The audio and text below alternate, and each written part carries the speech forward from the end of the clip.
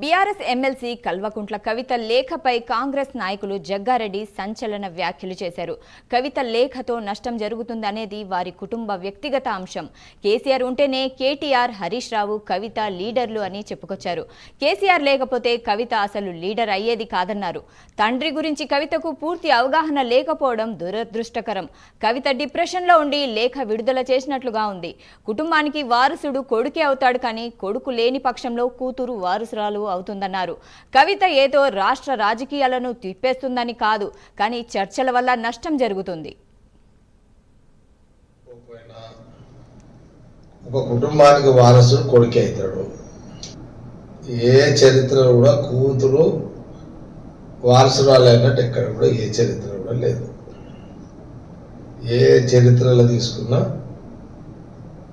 కొడుకు లేని పరిస్థితిలో కూతురు వారసురాలు అవుతుంది. కాల నిర్ణయంలో కానీ ఎక్కడ కూడా జనరల్గా మన చరిత్రలో చూస్తే ఎక్కడ కూడా కొడుకే వారసుడు అవుతాడు. కుటుంబం యొక్క అంటే మేజర్గా కవిత ప్రవర్తన చూస్తుంటే ఏదో డిప్రెషన్లో ఉండి తొందరపడి ఈ యొక్క లేఖలు విడుదల చేసి కేసీఆర్ అనే నాయకుడు అనేవాడు లేకపోయి ఉంటే ఈరోజు కవిత, కేటీఆర్, హరీష్ రావు లీడర్లు కాదు, వాళ్ళు లీడర్లు కాదు. కవిత కూడా డైరెక్ట్గా లీడర్ కాదు.